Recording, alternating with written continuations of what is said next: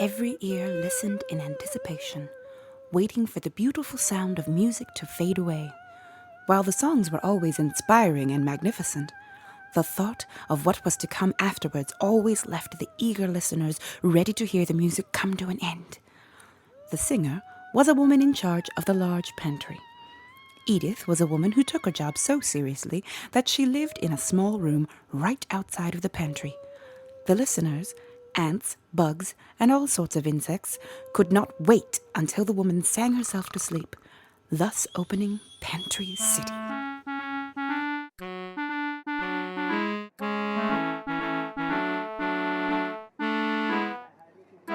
Oh, Hubert, I was wondering, if it's not too much to ask, could you help me at Sugar Junction tonight?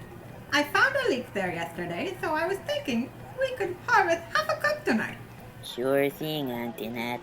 Oh, good. That would be wonderful.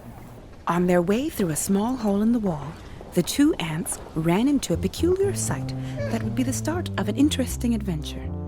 There before them stood a bright green caterpillar, dressed in a snug vest, and rather large Coke bottle glasses that made his eyes bulge out to very large proportions. Goodness gracious!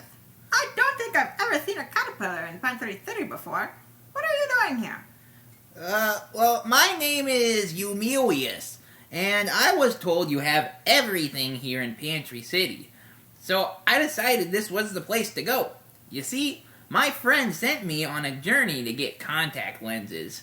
They says I can't possibly think of doing anything with my life as long as I have these enormous glasses. No kidding. Those glasses are bigger than the sprinkler tower in the backyard meadow. Hush, Hubert. You make the poor fella feel self-conscious. His glasses are big enough without you exaggerating and drawing attention to them. Sorry. Now, where was I? Oh, yes. I don't know if we have contact lenses here, but if anyone knows where to find them, it would be the wise worm. Where can I find this wise worm? He's right outside. You may have passed him on your way in. Oh, well, thank you. I'll go there right away. And now for a commercial break. Do you know that over 5,000 bugs are fed by Pantry City alone?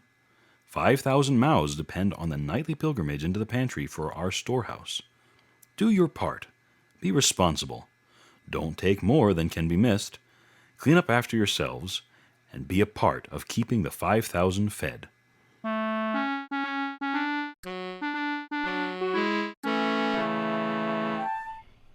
Youmeweus went where Antoinette had instructed him to go.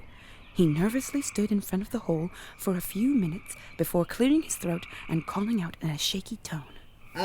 Excuse me, wise worm? Yes? I was told you could tell me where to find contact lenses. Contact lenses I cannot give you, but what I have to offer you is greater. Well, what's that? 2 things. First of all, words of wisdom. Pantry City will need a hero soon, and you are he. How do you know that?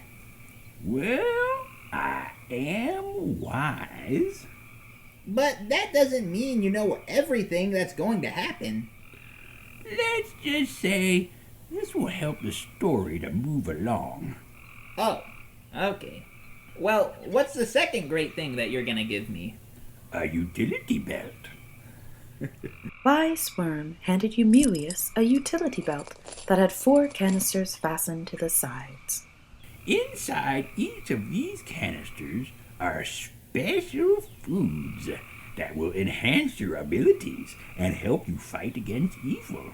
Wear it at all times. And with that, Wise Worm crawled back into his hole, leaving Youmeweus with the utility belt that would soon change the course of Pantry City's history.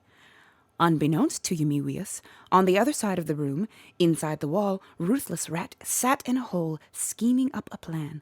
Wise Worm was indeed correct to say that Pantry City would soon need a hero. Tonight we raid Pantry City.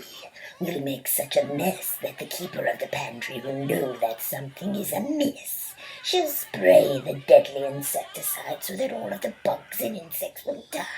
And then we will have free reign of the pantry. But if she sprays the insecticide, won't we die too? You are a cockroach. Thus you are expendable. Don't ask such stupid questions. You hear an order, and you carry it out.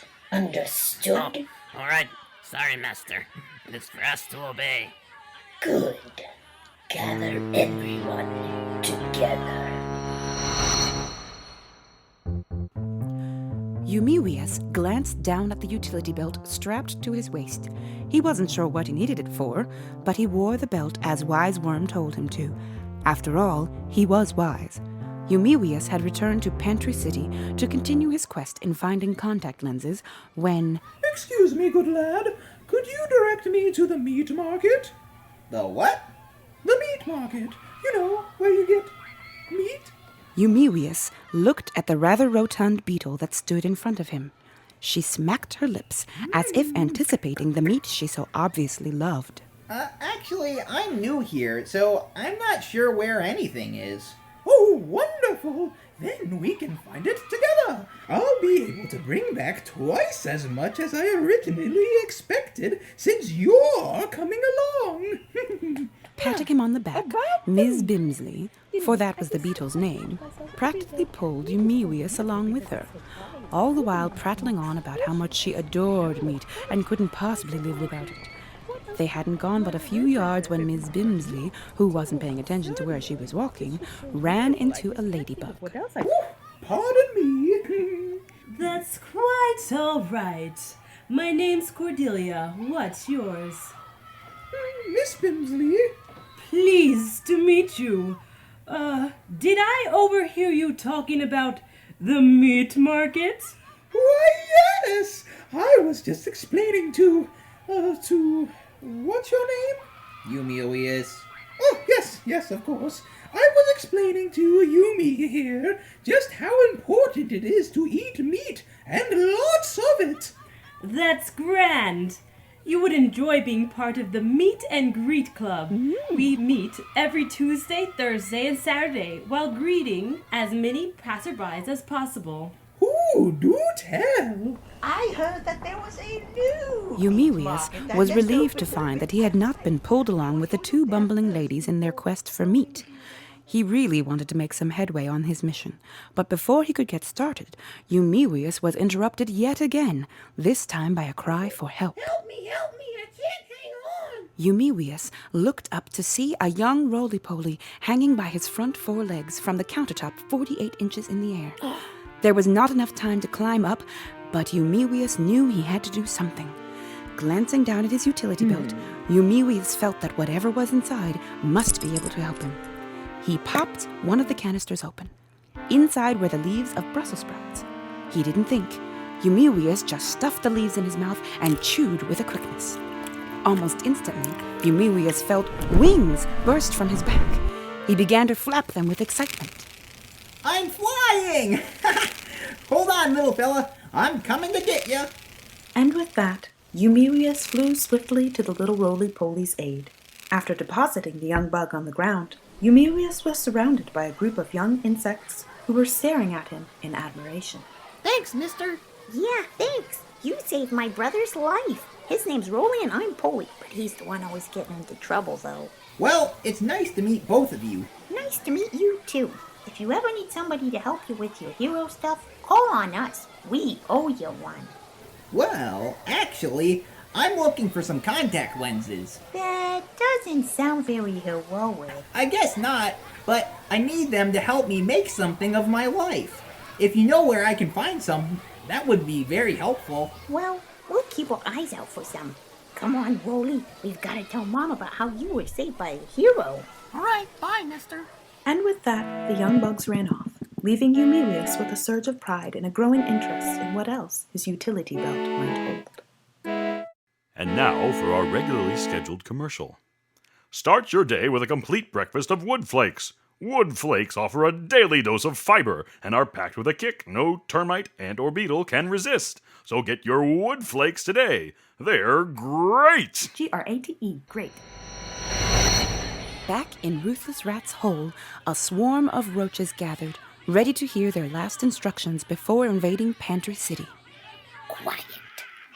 I want you to overturn as many bags and boxes as possible.